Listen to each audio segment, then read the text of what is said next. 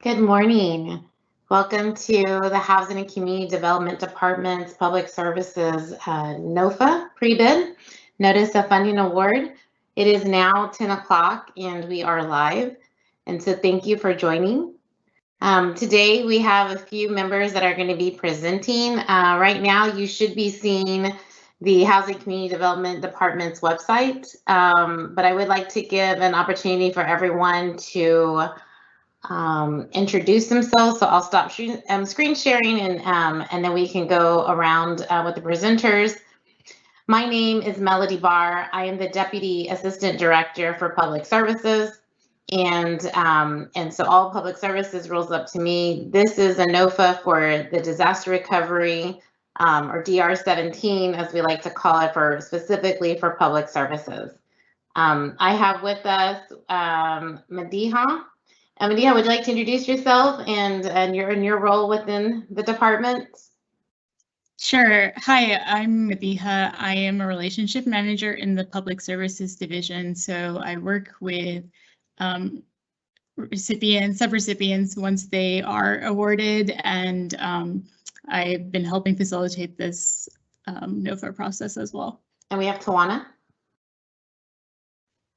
Hello, I'm Tawana Roan. I am the division manager for the procurement section located here in the Housing and Community Development Department. All right, thank you. And we also have Matthew Johnson, and he is helping support us. And I don't know, Matthew, if you want to introduce yourself and your role, which I think is very important. Sure. Let's see. I'm Matthew Johnson. I'm the web developer for the Housing and Community Development Department. I'll be running things in the background in this meeting right now. Thank you. So I think what I first want to do is I'm going to share my screen again, and I want to show you how to access the NOFA first, and then from there we'll start going through this presentation. We do have Q&A, and so you are welcome to ask questions there. We will take questions at the end of the presentation. There is chat as well, so I can't see you. I don't know who's all here. So if you would like to add who you are, your name and your organization, that will also help us. And it's just another way to connect with one another. So we are very excited to have you all here, and I will start this presentation, and then I believe, Tawana, you're going to jump in at different times as well to, keep it interesting. Correct. All right, so the first thing you want to do, which I hate to make assumptions, but is to go, which I'm hoping everyone has done, is to go to the our website, which is houstontx.gov/housing/. I usually do a trick, which is houstonhousing.org, and that's how I get to this website. So you'll see our beautiful city here. As you scroll down into the website, the first thing that pops up on the banner that you just saw was the NOFA for this particular presentation. But once this goes away, or once we're done with the presentation, that'll go away. So this is really for businesses. Funding and contract opportunities is where you're going to head to. And you get to this particular website. This is a Notice of Funding Award. So you will click on Notice of Funding Award, and it'll show you everything that we currently have open and some of the stuff we have closed. This is the particular NOFA that we are talking about today. And so you will click on this tab here, and this takes you to our strategic purchasing website for the city of Houston. All the information you need to know for this particular NOFA is going to be found on this page. We are going to go through the Public Services NOFA page by page today, but you also have our ownership form. There's clarifications that will be put out here. And then we have a budget application. And so some of you have already downloaded the application. This was not here until this morning. And so you will see that it's the date and the time in which we have uploaded it. So we will also be going over this today. So I've already opened this page, but you'll click on it and it will look like this. So our City of Houston Notice of Funding Availability, this is solicitation number T29938. So we'll just get the legalities out of the way. This particular NOFA was issued on June 18th, which was last Friday. And today is the pre-proposal conference. This conference is being recorded. So should you have additional questions or want to listen to this presentation again, this will also be posted. We have the July 8th as a deadline to ask questions. And so what that means is that after this presentation, and even during this presentation, as you're asking questions, we will compile all the questions. We will answer them in written form, and then we will post as a letter of clarification to that website that I just mentioned to you, which is, let's see, did I get it right? Here it is. Which will come over here, and it'll have another letter of clarification with the questions that we've answered. We'll go over more details later as it relates to the blackout period, but all questions regarding this NOFA must go to our solicitation contact person, which is Tawana Rome. The solicitation is due on July 22nd at 2 p.m. If you submit this application at 2:01, it will be rejected by the city secretary's office, and you will not have an opportunity to apply for funding. So please, if this is your first time doing this, perhaps your due date needs to be July 21st or maybe 12 o'clock. I would give yourself an earlier due date, as a personal suggestion. Just give yourself an earlier due date. You don't want to be stuck in traffic, or if there's a line to submit the application, you just don't want the clock to run out. The project summary here, and I won't read everything, but there are some pieces in this NOFA that I am going to read for clarification.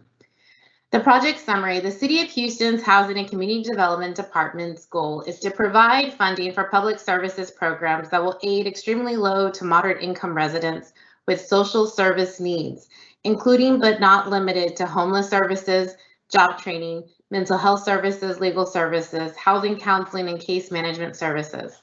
The Harvey Public Services Program is intended to assist eligible persons in the City of Houston who are directly or indirectly impacted by Hurricane Harvey. HCDD is seeking nonprofit organizations or applicants with a 501c3 nonprofit status or similar nonprofit status to provide public services programs to Houston residents.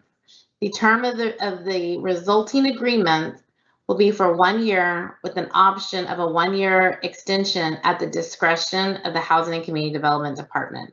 All projects must meet CDBG DR eligibility requirements.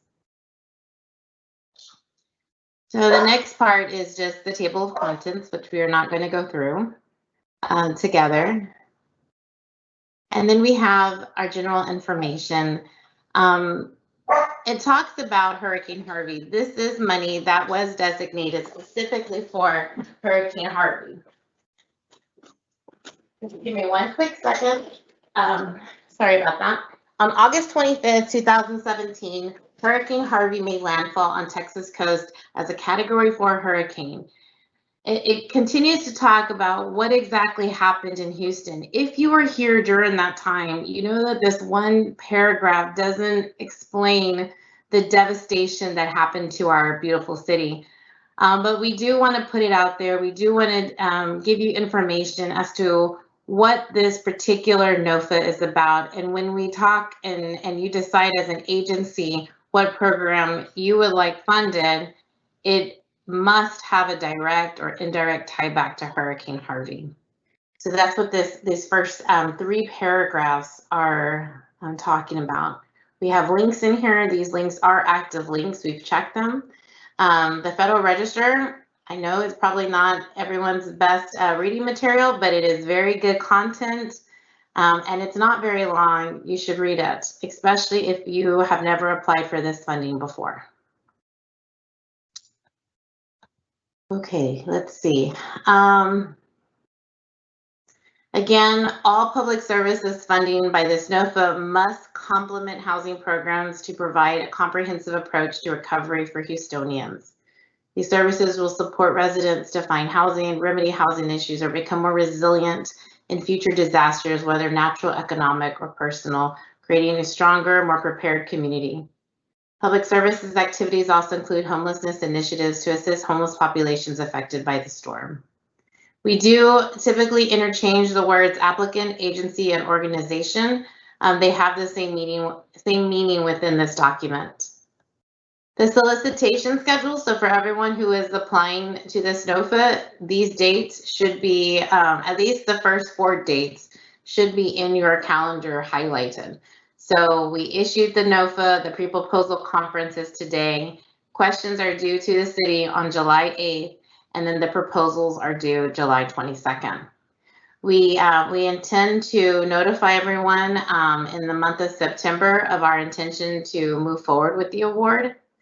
And then hopefully, depending on every circumstance is different, but if this is a very brand new program, we're looking at some council start dates in October, which will also be the council agenda dates.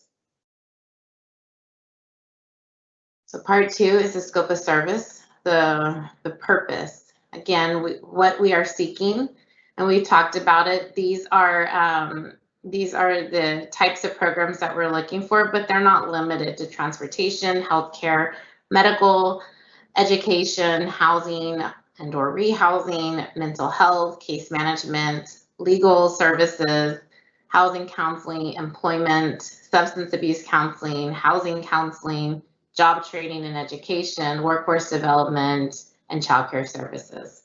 Again, these agreements will be for 1 year with a 1-year renewal extension, and that is at the discretion of the department. All of the CDBG activities must meet at least one of the national objectives. There are 3. So we have benefiting low to moderate income persons, which we refer to as LMI, which is 80% of the median income. Preventing or eliminating slum or blight, and meeting urgent needs. What I will tell you is that all of the public service projects, when it comes to the national objective, must fit under the benefiting low to moderate income person.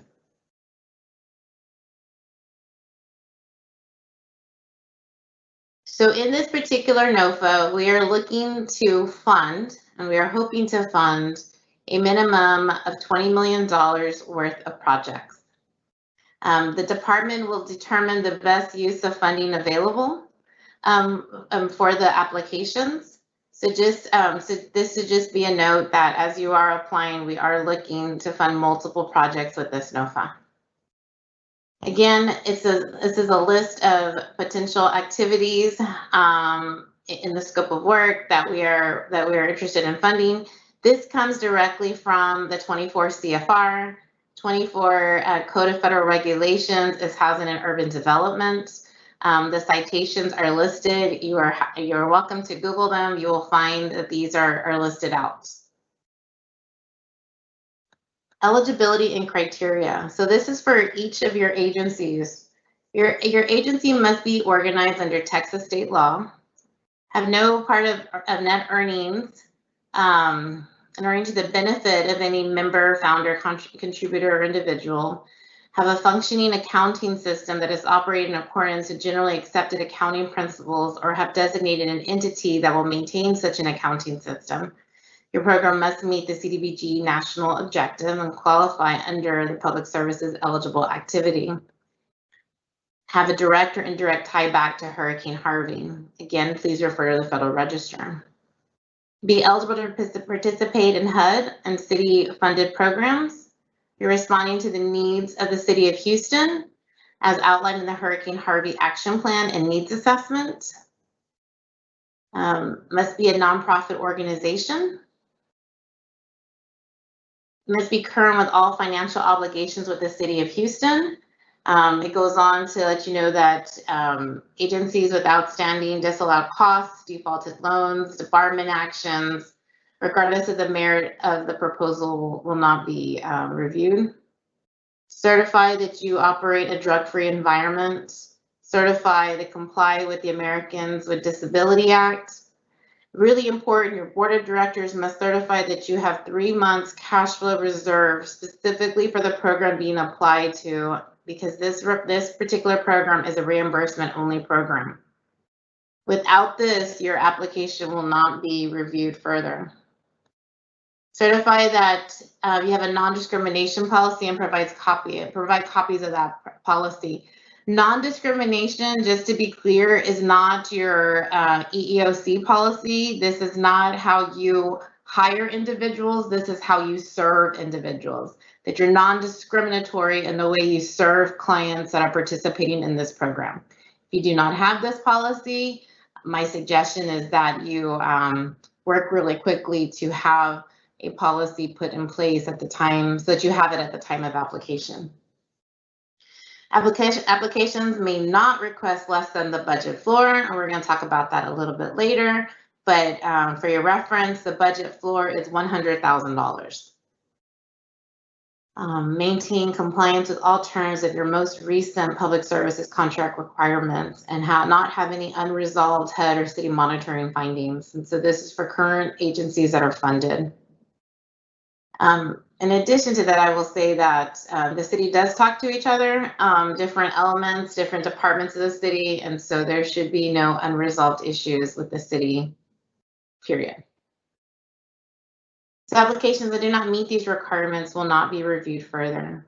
And then it goes on to give you more additional information on some additional areas, such as accessibility to persons with disabilities, clarity of the application contents. This is really important on the clarity. It is important that you take extra care in developing a clear, concise program design and measurable, results-oriented. And meaning that as you explain your program to us, you may want to have somebody who's not familiar with their program read your Nofa, because if they don't understand it, we may not understand it. It is your responsibility to clarify and provide clear content of your application. Environmental clearance is we've cited the regulation piece in there. This is done with everything that we fund that has any type of HUD funding, and so so please read this. It means you can't do anything. Typically, this is a bigger issue when it comes to construction, but you cannot commit or expend funds until the environmental clearance has been cleared.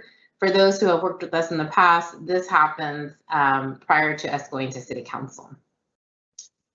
Match requirements and leverage funding. Match and leverage are not, or match funding is not a requirement for this particular Nofa. However, I will say that leveraging is very important and it is part of the evaluation criteria. You don't have to have it. You can have 0 funds for match, 0 funds for leveraging, and that doesn't dismiss you from the application, but you will get higher points should you have leveraging as part of your budget. And we'll talk about that later on as we go through this. So some more specifications for public services. So there is a budget floor of $100,000 per application request. So any application that requests less than the floor will not be considered. Partly this is due just for transparency purposes. It will cost us the same to manage $100,000 versus $1 million. It takes a lot of work, and those who haven't funded with us know that. And I don't know if you have a project that's less than $100,000, these funds are probably not the most the funds that you necessarily want to go after. Timely expenditure of funds. When we issue a contract or an agreement, we do expect that when you tell us you're going to spend the dollar amount that you're applying for, that you will do that and you do it in a timely manner. So we do know that there are growing pains when you issue a new contract, but overall, when you're developing your budget, this is what you're committing to the city that you will be spending. And so we want to see the timely expenditure of funding. Faith-based organizations are allowed to apply. We encourage those relationships. However, with the use of CDBG funds, funds may not be used to support any religious activity, nor can any CDBG program discriminate against a program beneficiary on the basis of religion or religious belief. Premature committing and expending of funds. Any agreement that we engage with an agency, it is not active until it passes City Council. And so if you do spend funding prior to that date, that will not be honored on the agreement. We have an evaluation committee for each of these proposals. So all proposals that are submitted will be evaluated by the same team for consistency purposes. And I don't know, Tawana, if you want to add anything here, or at any time you can interrupt me. You're doing good, Melody. All right. I'm hoping everyone in my virtual world is still awake. So the evaluation committee, again, we have a committee that's going to evaluate all these particular applications. They will calculate the scores. They will meet to figure out if they need to issue letters of clarifications, or if they want to have oral presentations or demonstrations from the agency. Typically, I will say that in the past, we don't typically do interviews or oral presentations, but there may be times that we need to do that, so we continue to reserve that right, and this is why you see this in the actual Nofa. Again, the city intends to select proposals that best meet the needs of the city and that provides the best overall value. We reserve the right to check references on any project performed by the proposer, whether provided by the proposer or known by the city. Upon review of all information provided by proposer, the evaluation committee will make a recommendation for selection to city officials. And upon approval of the selected proposers, a contract agreement shall be executed by the appropriate city officials. And so this means that once a recommendation is made, it is continued to be given up the chain, and then we go through an entire process. It's not outlined in here, but I will say that it is about a 3-step process. So once the selections or recommendations are made, it will go further to a internal committee that reviews all projects that go to housing committee, and then from there we go to housing committee, and it's vetted once again there, and then once it goes to housing committee, it then will make it to city council. So there is a process, very transparent. What we've also included is the actual evaluation criteria. Transparency is very important to our department, so we want you to know how we are going to evaluate this proposal. So my suggestion always is, every time I do this presentation, is to have somebody, again, who is not familiar with your project, take the evaluation criteria and try to evaluate your proposal. Right? So if they can find the information in there, we can probably find the information. If they can't find it, most likely we can't find it. So is your project benefiting to low and moderate income persons? This is a pass or fail.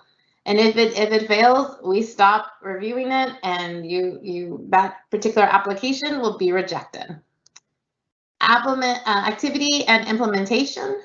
A pass is awarded to applicants based on documentation and information provided showing that the resources needed to manage the proposed activity are available and ready, and that the commitment for operation and maintenance where applicable has been certified. If an agency is debarred from receiving contracts from the City of Houston, no funds will be awarded.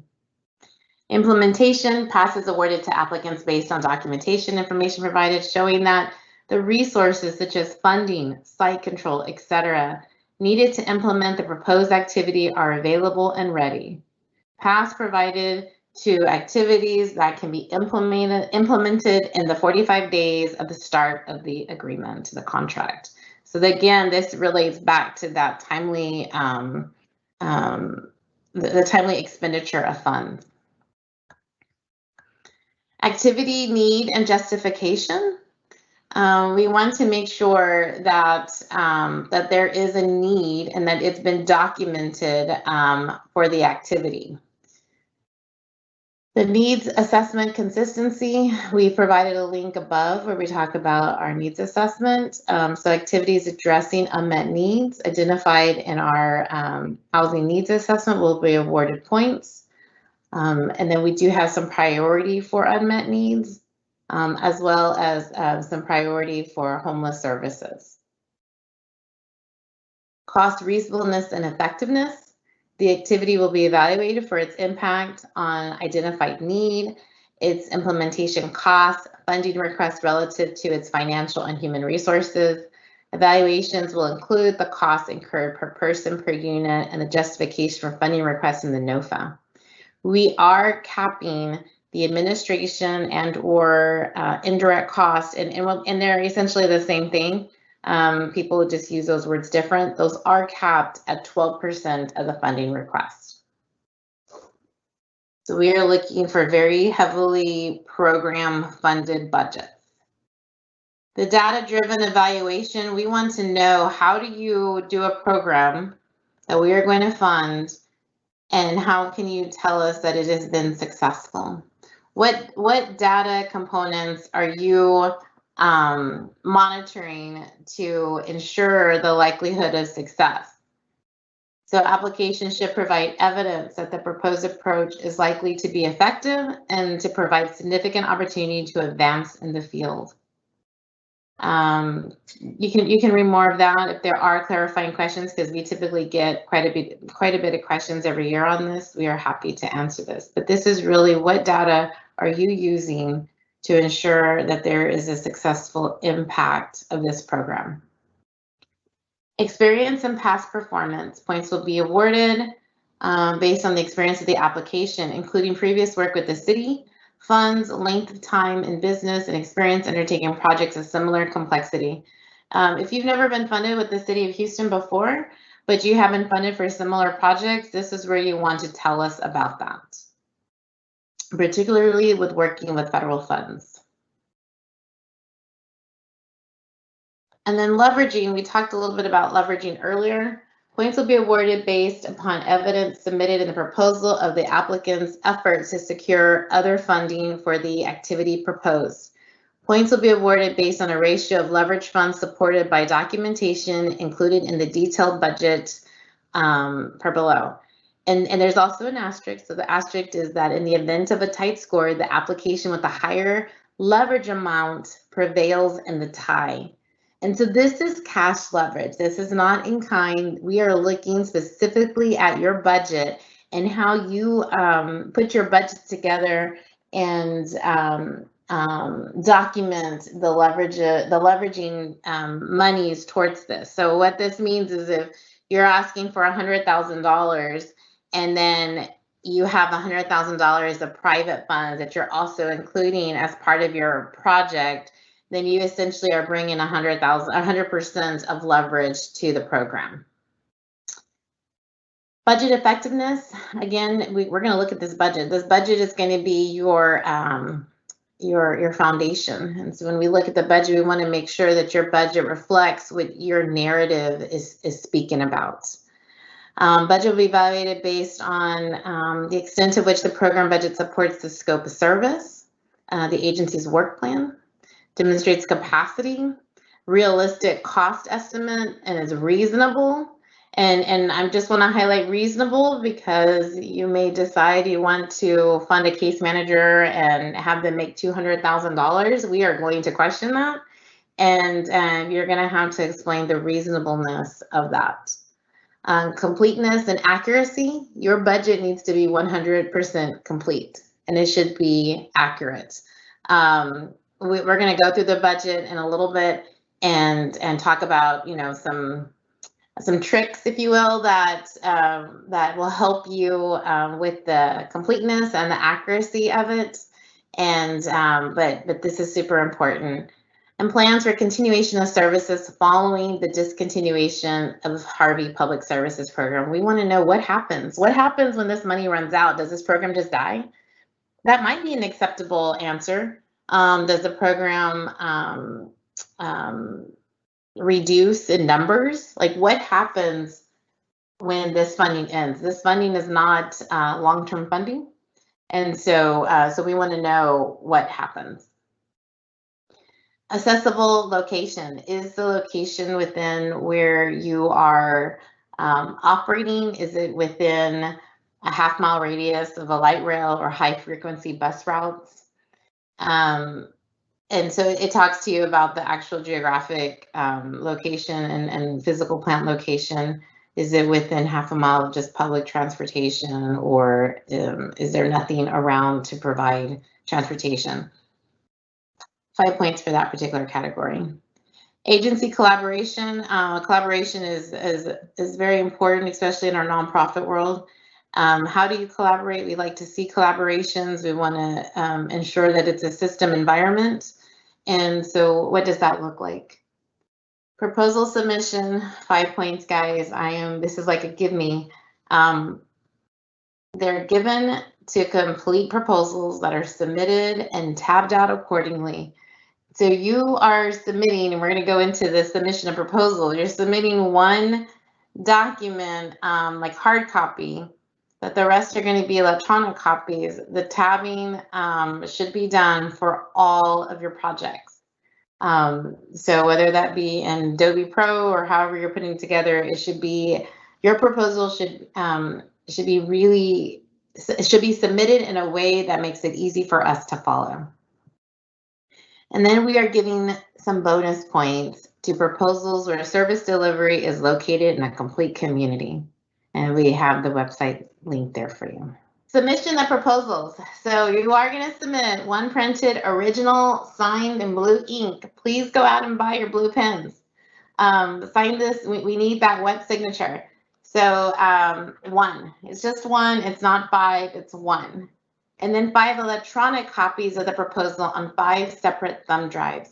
You're going to seal all of these contents in a single envelope bearing the assigned solicitation number, which is located on the first page of this Nofa document, and you're gonna send it or deliver it to the city secretary's office, and there's the address. Melody, can I chime right there on the delivery? Okay, yeah. Please do not deliver to 2100 Travis. On the last solicitation, people were bringing them over to 2100 Travis location and saying that they actually sent it to the city secretary. So don't do that, because your Nofa would not be considered. So please, city secretary office. We found one Nofa that was perfect, but it didn't get considered because it was delivered at the wrong location then after the submission date, but they shouldn't come to 2100 Travis. Thank you. It's written again in black and white. City Secretary's office. They are the only entity that's going to select, or not going to select, that is going to accept the application. If for some reason you do bring it to our office, it just sits there. Nobody's going to pick it up. You will get a call, and it will be a horrible call, because I know that a lot of work goes into providing and putting together these applications that says you need to come pick this up, or we're going to trash it, essentially, because we can't receive it at our office.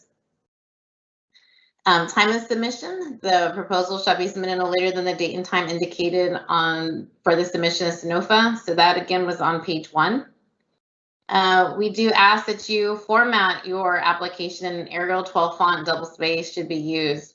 I will tell you that, and I suppose we can put a letter of clarification. If you do single space, it's not going to be a huge no-no. But try to use the Arial 12 font, or the Arial font itself. It just allows us for easier reading. However, this is different from the last Nofa. There are page limits that must be adhered to as outlined in the application. If you maximize or you do, it's not double-sided. The page limits are the page limits. If you want a double side, that's fine, but one page double-sided is 2 pages. And so you must adhere to those page limits. Complete submission. Proposers are advised to carefully review all the requirements and submit all documents and information as indicated in this Nofa. You should be working in a team, and somebody should be in charge of making sure that everything is submitted. Incomplete proposals may lead to a proposal being deemed non-responsive. Non-responsive proposals will not be considered. Package and labeling. The outside wrapping envelope shall clearly indicate the Nofa, title, date, time for submission, and the name of the proposer. The required number of thumb drives containing the proposal shall be submitted in that sealed envelope. And I know this is it sounds very redundant. We've been doing this a long time, and sometimes it just helps to keep repeating. We talk about the delivery of the proposal. It can be delivered by hand or mail to the address that we just talked about, the 900 Bagby address. If using express delivery service, the package must be addressed and delivered specifically to the city secretary's office. Packages delivered by express mail services or other locations may not be re-delivered to its final destination by the deadline hour. Essentially, number 7 talks about that timely submission, that if it is not in by that deadline, it's not in, regardless if it's en route by mail. Proposers responsible for the timely submission. Proposers remain responsible for ensuring that its proposal is received at the time, date, place, and office specified. The city assumes no responsibility for any proposal not received, regardless of whether the delay is caused by the U.S. Postal Service, a courier delivery service, or some other act or circumstance, which includes weather, traffic, any of that stuff. So then we go in about the specific submission requirements to the Nofa. And again, to simplify this, the review process and to obtain the maximum degree of comparability, the proposers must follow the outline as set forth below, and at a minimum contain the information as requested while adhering to the page limit requirements. So you have your title page. Your title page is the document that will need to be notarized. And then you have your program service checklist. We're going to go through all of this in its entirety. And then your proposal content and program narrative. So exceptions to terms and conditions. All exceptions included with the proposal shall be submitted and clearly identified in a separate section of the proposal in which the proposer clearly cites the specific paragraphs within the NOFA where the exception occurs. And so it goes on. We talk a little bit more about that. And this is really just when it's very rare that it happens that an agency feels that there is an exception to this particular documentation, and so then they notify us what that exception is. And this is very uncommon. This is important. It was the no contact period.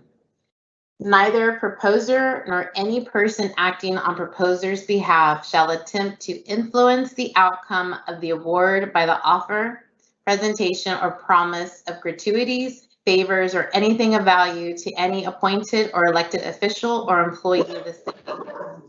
Sorry about that. I think our mailman is here. So all inquiries, or anything of value to any appointed or elected official or employee of the city, their families or staff members. All inquiries regarding the solicitation are to be directed to the designated city representative identified on the first page of the solicitation, and that is Tawana Rum.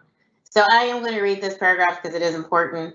With the exception of the proposer's formal response to solicitation and written request for clarification during the period officially designated for such purpose by the city representative, neither proposer nor person acting on behalf shall communicate with any appointed or elected official or employee of the city, their families or staff, through written or oral means, and an attempt to persuade or influence the outcome of the award, or to obtain or deliver information intended to or which could reasonably result in advantage to any proposer from the time of issuance of the solicitation through the pre-award phase and up to the date of the city secretary publicly posts notice of any city council agenda containing the applicable award. However, nothing in this paragraph shall prevent a bidder from making public statements to the city council convened for a regular scheduled session after the official selection has been made and placed on city council agenda for action, or to a city council committee convened to discuss a recommendation regarding the solicitation. Tony, can you talk a little bit more about that? Okay, so actually what that is saying is that if you have any issues with it, then those issues will not be addressed until after the award has been made. So you can address the issues, but after the award has been made, you cannot discuss it before the award is made. So that's basically what that is saying. Thank you. Okay. Okay. We have protests. Protests can be filed in accordance with the City of Houston's administrative policy. We have the link there, cancellation. The city reserves the right to cancel this NOFA and or to reject any and all proposals received prior to the contract award. Again, this is something that very, very rarely happens, but we do put it in there just in case. We have additional items you should read about: anti-boycott of Israel, executive order of zero tolerance of human trafficking in the city service contracts and purchasing, preservation of contracting information. This talks about the pre-proposal conference. It is highly suggested you attend, and I'm glad for all those that are attending. Additional information and specification changes. Again, Tawana is the one who will be submitting this. Her information is on here as well.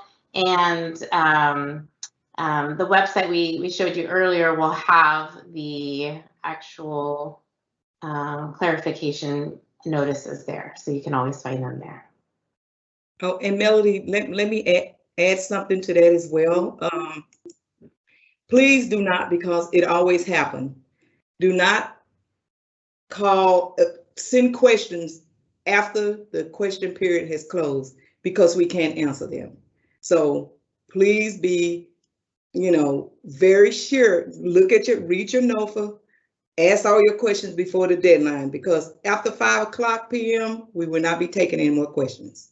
So we really want you to be involved in this and get all your questions answered, so you have enough time to submit them to us. So we do follow the deadline. Thank you. So we talk more about the letter of clarifications here.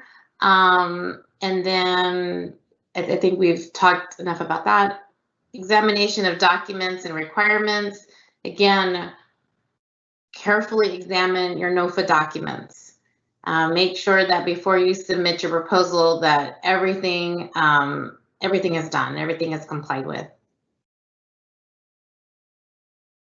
If it is the city's intent to commence final negotiations with the proposer deemed most advantageous to the city reserves the right to conduct post-proposal discussion with any proposer. And then we have 2 forms that are required to be submitted with this proposal: the anti-collusion statement and the conflict of interest questionnaire. And Melody, go ahead. More point, because I've already issued the letter of clarification, which adds the ownership forms. That forms needs to be submitted with the proposal as well. It's going to sound a little bit like a hurricane over here. I am sorry for that, and I don't know how to make it stop. But what I will say is that this is the program checklist, and this is going to be your guide on how you put together the proposal.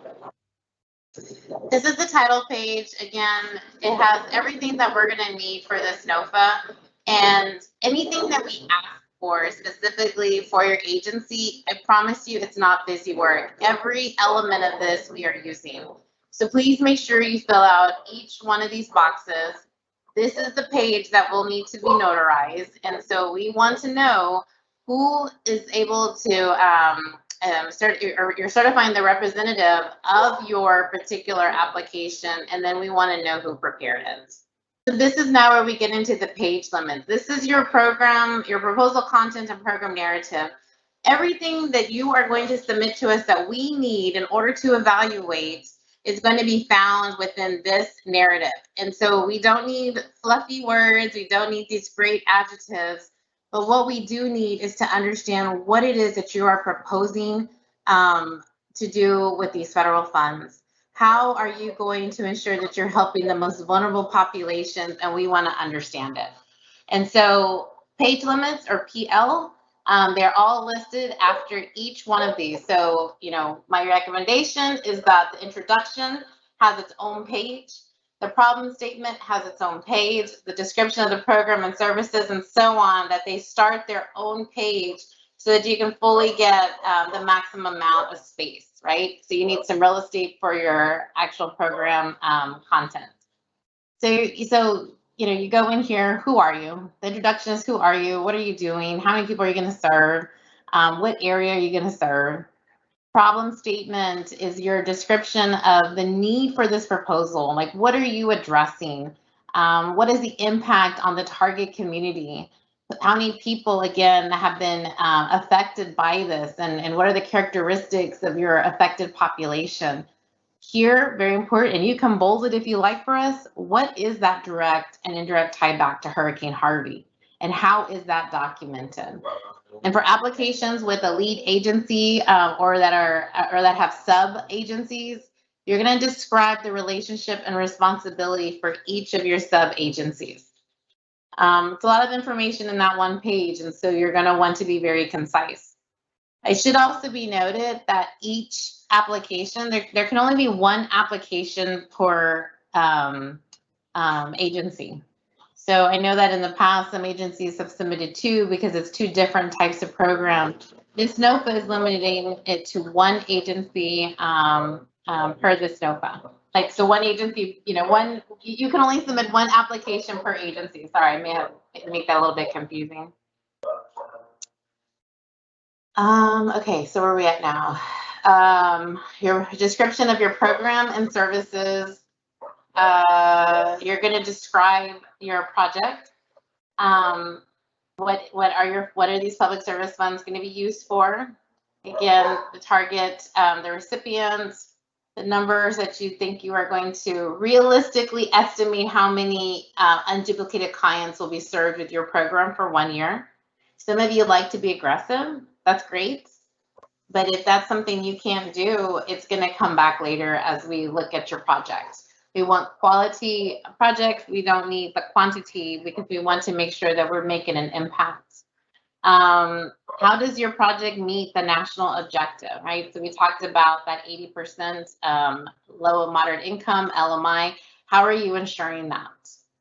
Number 4 is your program objectives and plans. And so we have a couple of different pieces in here. So like the delivery, the policy, the collaboration, and we do want all of that answered.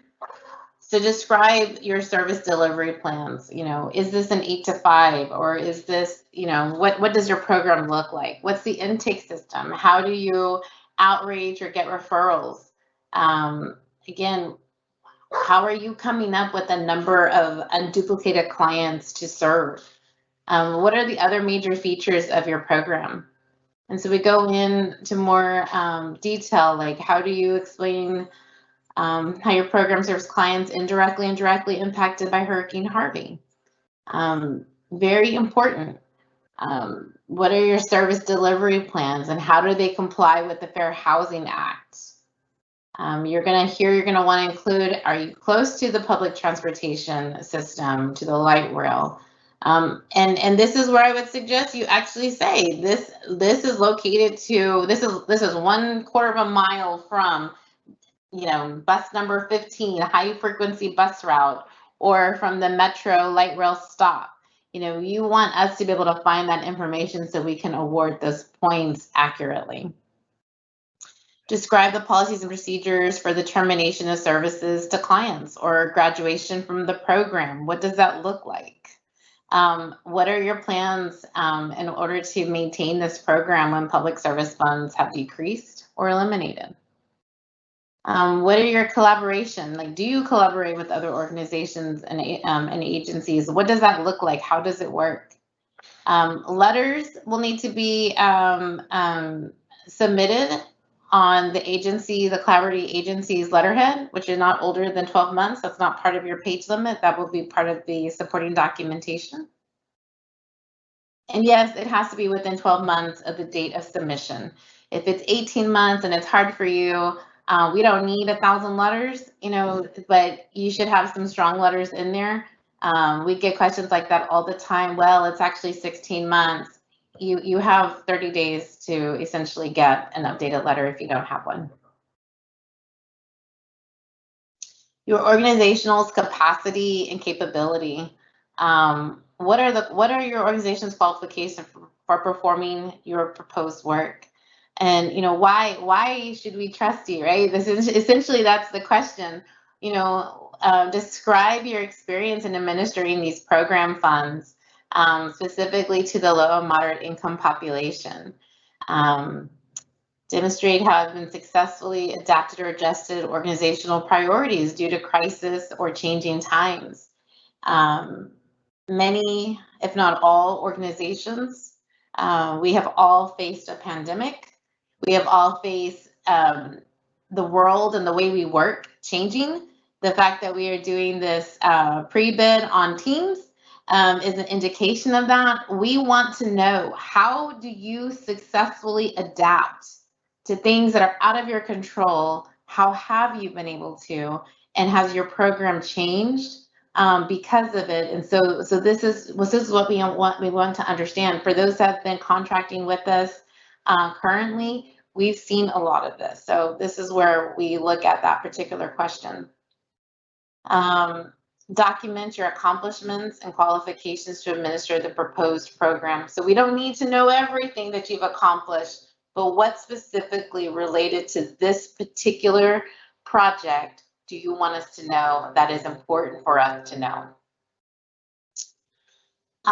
We do want to see your org chart. Your org chart is not part of the page limit.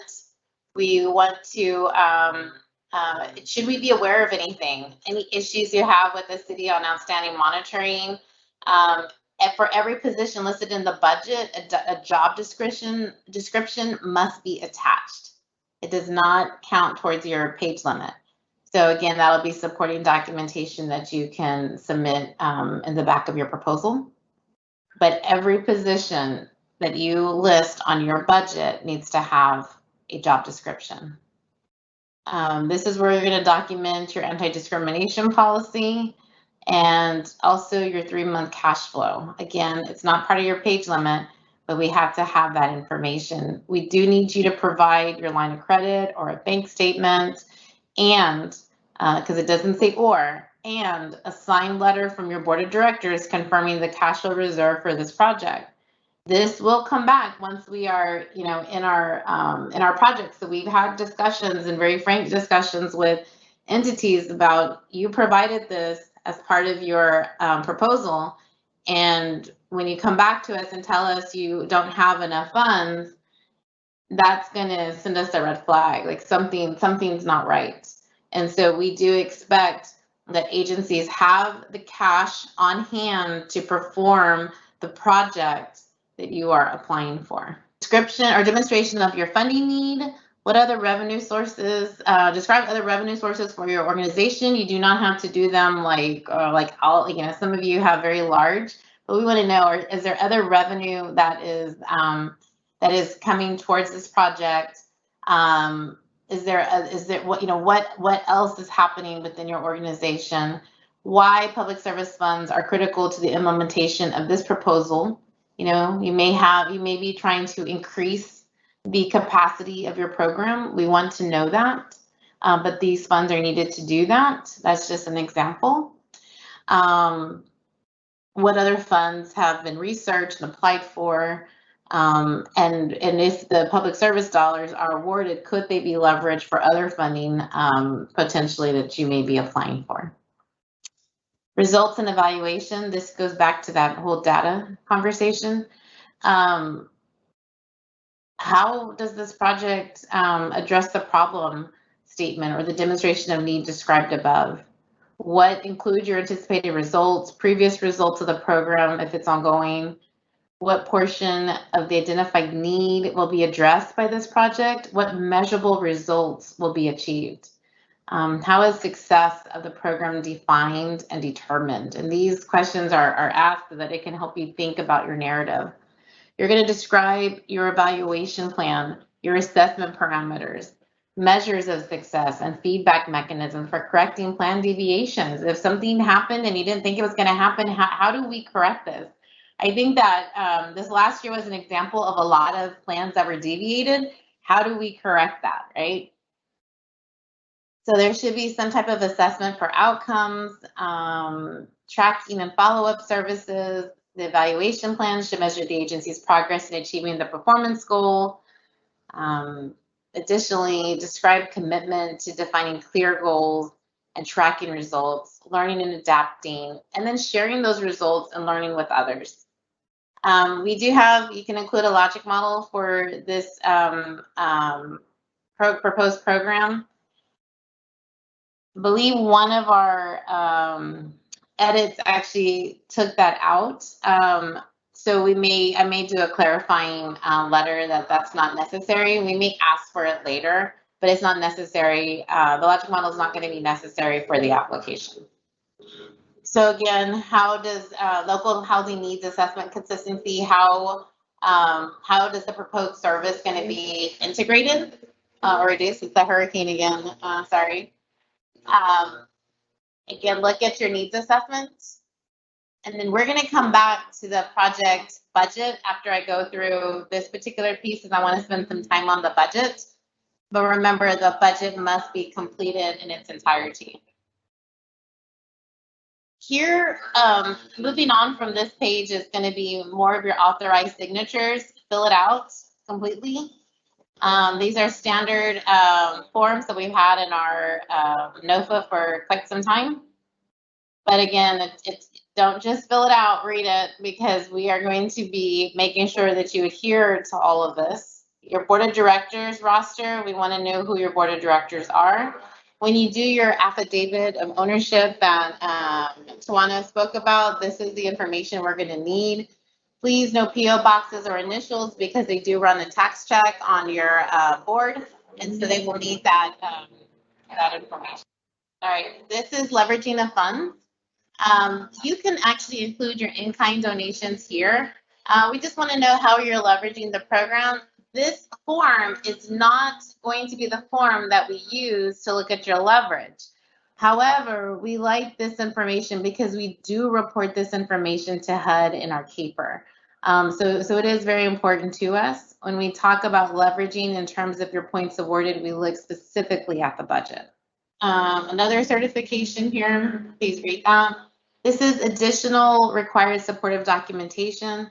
So when I talk about everything that doesn't include your page limit, there's one of two ways to submit that in your proposals. You can put it right behind that section that you tab out, or you can put it at the back and you can do a number 8 that says additional documentation per Nofa requirements. But here, we also need to have copies of your articles of incorporation or charter. We need your bylaws or rules and the most recent copy of those, so should you have updated them. We need your financial audit, which is no more than 2 years old. If your organization is not required to do the financial audit, you do still need to submit something that indicates that you have a healthy financial capacity. And so that isn't done by the executive director, but again, you can, if you have questions about that or what's acceptable, please submit those questions and we will get back with you. Your occupancy permits, we need to make sure that you have site control. Do you have, like if you're doing a training facility and this is where you're asking us to pay funding to, I guess, provide the lease costs, and we need to see your occupancy permits. We also need to see a copy of your lease. So if there's any funding going towards any type of rent, whether it be administrative cost or operation costs, we need to see a copy of that active lease. It cannot be a lease from 2 years ago. It has to be an active copy today. Any licenses that are issued to your agency for providing services, or professional licenses to your staff, and we have some examples there. And then your conflict of interest questionnaire. And then I believe the letter of clarification also says your affidavit of ownership. This is the anti-collusion statement. And then here is your conflict of interest questionnaire. All right, so now I'm going to stop sharing for a second. And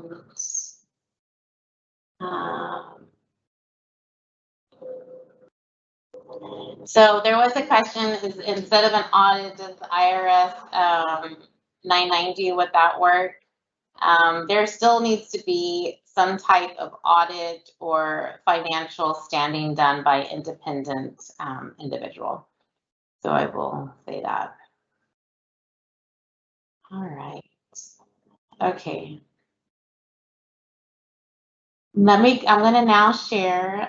It is so different to do this virtually than to have everyone in the same room. I'm going to share my screen on the budget. So this is always the fun part. And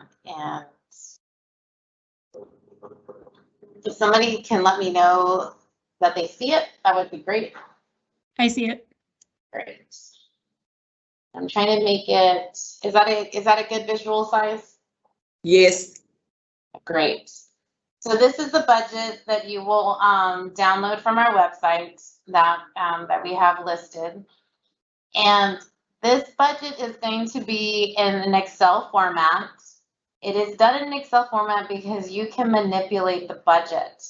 This is the format that must be used. However, under these categories where you're going to list positions, your friend, what we've done is we've added lines that we believe are or what we see the most in budgets. These are not lines that you absolutely must have, but they are typical of what we see in a lot of budgets. Every project is different. Every budget is different. Like we have other here. Don't ever put other and then don't have a description because we will not approve that. But these are just some things that have that agencies have put in. It does not have to go there. It does not have to say this. If you don't need a line item, you can actually delete it. And I did talk about some tricks. So let's go through this. This FTE is full-time equivalent employee. So you may have one. You may have a part-time staff person. You may have 10 people in this category. It really depends on what this position is. This position could be the CEO, it could be a case manager, it could be whatever the position you're looking to fund for your program. So what we don't want to see is position 1, 2, 3, 4, 5. Can you have more than 5 positions funded? Absolutely. So you may need to increase lines in here to include the actual positions that you want funded. The annual amount is what this person makes a year, right? So this person in this example will make, $50,000. And of this position, we need to know what is it that you actually want funded, right? So if this person, as you go through your budgets, okay, open this up a little bit. We've added some tricks in here. A boss of mine a long time ago always had me do a plus minus column as an accounting trick, and so I've always done it. Maybe the admin cost is $5,000 is what it's going to cost this person based on some documents that I have for my program, and they're only going to be spending $20,000 of this particular program is going to this position is actually going to be working on with clients, right? So remember, direct cost is the program cost. They are touching your clients. And so the best visual I can give you is the chess game, the game of chess. So you have your board, and then you have, which is your chessboard, right? You can play checkers, you can play chess on it, but that's the board. You need the board, which is your admin cost. And in order to do your program, you need your chess pieces. They don't exist without the other. This is your chess piece. This is the piece that is actually doing the program. And so $20,000 we're putting for this position over into the program. And so for a total grant of $25,000, which comes out to 50% of the public service funds. That's one way to do it. There are multiple ways to do it. You don't have to necessarily follow the formula that's already written in here. Some of you are Excel gurus and y'all have a different way of figuring out this percentage. That's fine. As long as our math equals up, we're good to go. Math doesn't lie. There are different ways to do it. But then we also want to say, okay, so 50% of this person's cost is here. You may be bringing some other money. You may be bringing some private money, and that private money is going to, we're going to give them $10,000 from that particular bucket of funds. And really, this person is only working a portion of the time on this particular project, which means that there are costs that are not associated with this project. And in this case, that's $15,000 for a total of 50. So columns R and columns I, oh, I did it wrong, sorry. Columns I and column R should always have the same number. And the trick that we included was this difference on column S, and there should be no funding in this particular column. This is just there to help you to ensure that the budget is complete. If you submit a budget on a different format than the one that has been provided, we will not look at your application. So you have salary, you have fringe benefits, professional fees and contract services. These again are just common that we see. If it does not relate to your project, delete that line item. Or if there's another cost that relates to your project that you don't see, then change it. This is just, again, a guide. This is not in concrete. We've given you the format so that you can manipulate it to your specific project. Other administrative costs, right? So anything that's an administrative cost is not a program cost, so we just black that out. Other program costs won't be administrative, so we've blocked that out. And then we're going to come down and we're going to look. So we just did this $25,000 piece.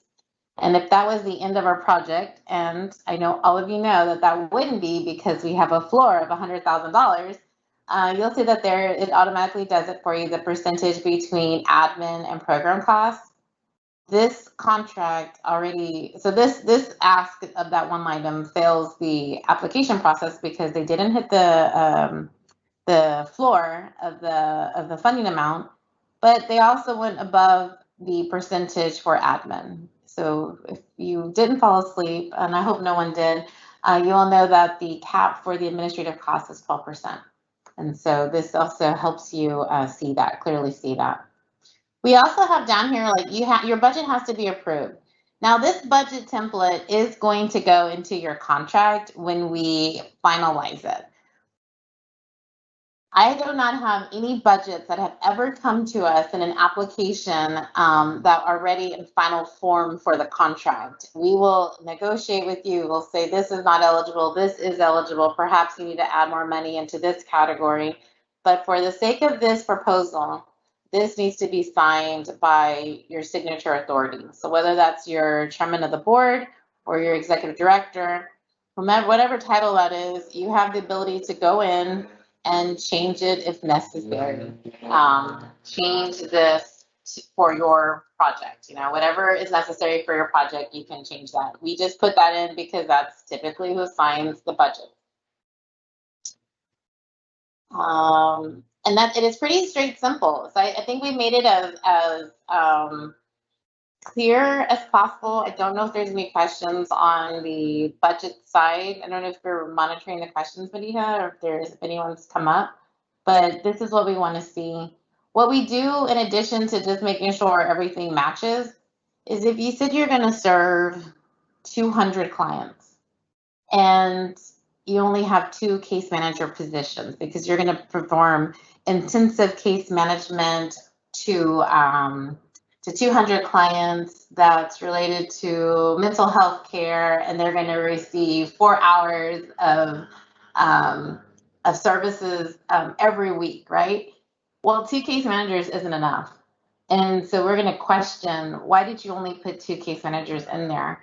How is this going to be feasibly possible, right? So we're looking at everything within your budget. Do you have, is there a rent space? Like, do you have office space to hold these mental health counseling sessions?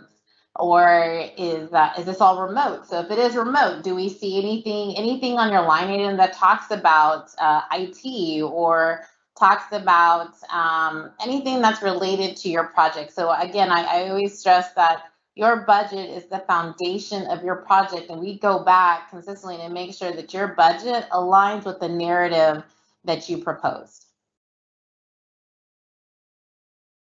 Melody?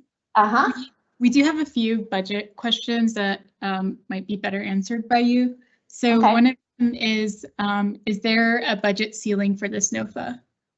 There is not a budget ceiling for this Nofa. Another question is, are there any limitations on the type of funds that can be used as leveraging? No. And this is a specific question. Can funds be used to purchase equipment that will be used within 45 days for job training? So it depends. That's not a simple yes or no. So everything must adhere to 2 CFR 200. And so if you are not familiar with 2 CFR 200, it is highly suggested that you become very familiar with it. Go read it. Those are the cost principles. And so when we talk about equipment purchase, it really depends on what that equipment purchase is. So if you're looking at machinery, it's probably not going to be an eligible cost. If you're talking more of a supply and you just happen to be using the word equipment, it's possible. So make sure that if you are concerned about that it ties back to the eligibility requirements of 2 CFR 200. There was another question about whether or not an agency can submit an application as the lead and also be a collaborative partner as part of another application where they are not the lead. So it's one application per entity. So if they're not submitting an application twice, that would be okay. I actually do want to correct the ceiling portion. It's not that there's a ceiling within this particular Nofa. However, there is a ceiling amount of how much public service dollars are allowed per agency under the entire DR17 public service budget. So I believe the ceiling for any one entity is $5 million. So if you receive money from round 1 Nofa and you got 2 years of funding, and then you're interested in getting additional funding in this round 2 Nofa, as long as the total amount doesn't exceed $5 million, then you are okay. Anything else? So there were a few questions about some agencies have more than one program. Are they allowed to submit an application for more than one program? So any agency is allowed to submit an application. You will, if you are trying to fund more than one program, then it needs to be clearly identified what you are funding, and your budget needs to reflect that. Another question. I had to shoo away my yard guy. I was like, go away. Another question was, do virtual services count as eligible activities? So like education. They could. It's again on your program. If that's your delivery method, it could. So it's not a yes or no question. What else? Are federal or state funds allowed for leveraging or matching? So there is no matching requirement under this particular Nofa, and all funds are essentially eligible, but we have to see the cash. So if you're like, I'm applying for a project, but they're not going to make a decision until January 2022, that's not really a leveraging amount because you have not received the funding. What other documents will be required for the financial audit? So I don't think I understand that question. So it's a financial audit, or it is a document that an agency has had an independent person review their financials. So each agency should be able to provide that. And I think that what the question is really is like, what is acceptable? What is acceptable by your board is really where you need to go with that. Is there anything else? So that brings me to the end of the actual presentation. I don't know if you have anything else you want to share, Tawana? Yes. I want you to pull back up the website and show them the ownership form so they'll know that, yes, it's 6 pages they must complete it to, and it should be included in their package, just to show it to them. Got it. Yeah. Which would be this one, right? Oh, right here. Yes, that document. Yes. I want them to physically see it as well. I'm so glad our technology is working today. Oh, yes.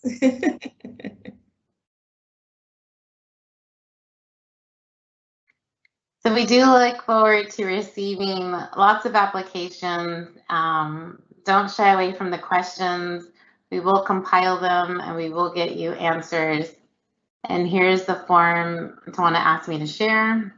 Yes. I can make it a bit bigger. Whoops. There you go.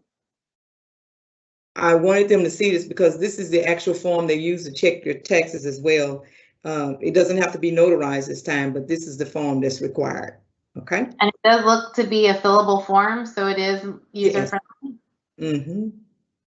And I do think that what we haven't included is the Word format of just the application for the Nofa. So we'll be putting that up as well. I'll submit that to you, Tawana, a little bit later. Okay. Good. So that way you don't have to try to convert it to Word. It'll just be the application portion that we went through, and you'll be able to modify it to your needs. I think that's just something that we can do that'll make the application process easier for agencies.